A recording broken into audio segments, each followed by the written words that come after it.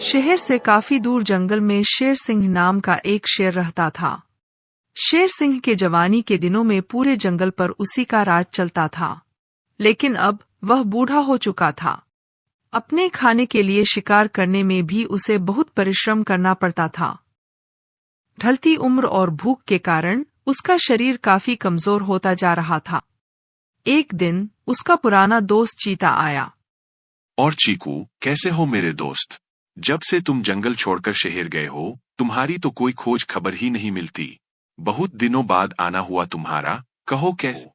मैं बहुत ज्यादा अच्छा नहीं हूँ मित्र। वहाँ शहर में मुझे तुम लोग की हमेशा याद आती रही है, इसलिए मैंने शहर छोड़कर अपने जंगल में ही रहने का फैसला किया है। खैर छोड़ो, यह बताओ तुम कैसे हो? अरे मित्र, मैं अब बहुत बूढ़ा हो चुका हूँ। शरीर कमजोर होने से अब मुझसे शिकार भी नहीं होता। अब तो बस दूसरे जानवर का जूठन खाकर ही गुजारा करना पड़ता है। अब वह मौज कहाँ, बस दिन काट रहा हूँ। दोस्त, मैं भी जब से शहर से आया हूँ, मुझे भी शिकार पकड़ने में बहुत दिक्कत हो रही है।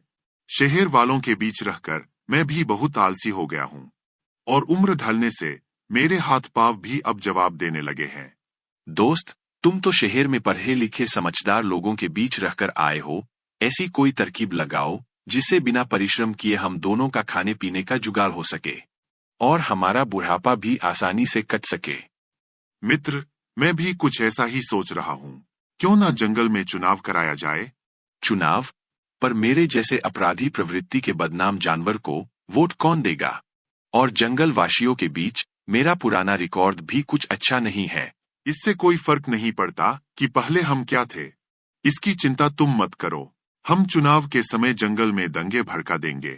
जंगल के जानवरों को जात धर्म के नाम पर लड़ा देंगे। फिर हम सब जानवरों के अलग अलग मोर्चे बनाकर उनके सरदारों को अपने पार्टी में कर लेंगे और उनसे बड़े बड़े वायदे करेंगे। इस तरह हम आसानी से चुनाव जीत जाएंगे। एक बार चुनाव जीतने के बाद फिर हम आराम से खाते पीते रहेंगे। परंतु ऐसे तो चुनाव के बाद हमारे समर्थक ही हमारे खिलाफ हो जाएंगे। ऐसा कुछ भी नहीं होगा। थोड़ा बहुत अपने समर्थकों को भी खिलाते रहेंगे, तब किसी को कोई आपत्ति नहीं होगी। वो तो ठीक है, परंतु हमारे जंगल राज को लेकर यदि जंगल के मीडिया या यहाँ के बुद्धिजीवियों ने विरोध शुरू कर दिया तो? उसकी कोई दिक्कत नहीं है दोस्त। मीडिया प्रमुखों को तो हम राज्यसभा या लोकसभा की सीट दे देंगे। वैसे भी हमारा सारा चुनाव प्रचार यह मीडिया वाले ही तो करेंगे। रही बात बुद्धिजीवी और समाजसेवियों की, तो उन्हें भी कोई छोटा मोटा पद दे देंगे। वह सब उसी में व्यस्त रहेंगे और हम मलाई खाते रहेंगे। चीते की बात सुनकर शेर सिंह खुश होता है।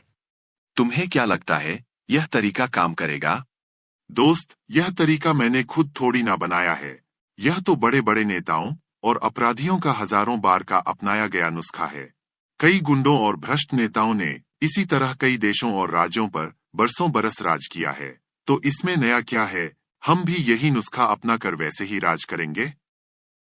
कुछ ही दिनों के बाद बड़ी बड़ी वादों के साथ महंगे महंगे चुनावी प्रचार हुए और चुनाव के बाद उस बूढ़े शेर को जंगल का राजा चुन लिया गया। अब शेर सिंह और चीता जंगल में अपने मर्जी से शिकार करते और कोई जानवर उनका विरोध भी नहीं कर पाते, क्योंकि राजा का हर एक काम संवैधानिक होता है। धीरे धीरे जानवरों पर शेर का अत्याचार बढ़ता ही जा रहा था। जब उसकी मर्जी होती जानवरों को अपनी गुफा में बुलाता, फिर उसको मौत के घाट उतार देता। एक दिन, दोस्तों, हमारे राजा का अत्याचार हम सब पर बढ़ता ही जा रहा है। हाँ भाइयों, अगर ऐसा ही चलता रहा तो यह जंगल वीरान होते देर नहीं लगेगी और बहुत जल्द हम सब भी मारे जाएंगे। इससे पहले हमारी मरने की बारी आए, हम सबको इसके बारे में विचार करना चाहिए। परंतु राजा के खिलाफ हम कर भी क्या सकते हैं? कर सकते हैं सियार भाई, हम बहुत कुछ कर सकते हैं। ऐसा कहा गया है कि विवेक से बड़े बड़े समस्याओं का समाधान होता है, परंतु यहाँ हमें विवेक के साथ साथ बल और राजनीति का भी प्रयोग करना होगा। क्या मतलब है तुम्हारा? यही कि वो शेर सिंह राजा तभी तक है जब तक हम उसे राजा मान रहे हैं। ऐसे तो वह हम सब जैसा ही इस जंगल का एक निवासी ही है। सुनो, ऐसा बोल हाथी सभी जानवरों को एक आइडिया बताता है और सारे जानवर अपनी सहमति दिखाते हुए योजना को अंजाम देने की तैयारी में लग जाते हैं। सियार और हिरण भागते भागते शेर के पास पहुंचते हैं। महाराज की जय हो। महाराज, जंगल से एक बहुत ही गुप्त खबर लेकर आया हूँ। कैसा खबर है, जल्दी बताओ। महाराज, अपने जंगल की पुरानी कुएं के पास हम दोनों एक साथ खेल रहे थे, तभी हमने कुएं से एक आवाज सुनी। जब कुएं में झांक कर देखा तो उसमें दो भेड़िए आपस में बातें कर रहे थे कि आज रात को जब राजा गहरी नींद में सोया रहेगा, उस टाइम हम दोनों उस पर हमला करके उसकी हत्या कर देंगे और उसे मरने के बाद इस जंगल का राजा हम बन जाएंगे। हाँ महाराज, और उसने यहाँ तक कहा कि राजा तो बूढ़ा हो चला है, वह चाह कर भी हमारा मुकाबला नहीं कर सकता। हम उसे बहुत ही आसानी से मारकर उसका सिंहासन छीन लेंगे।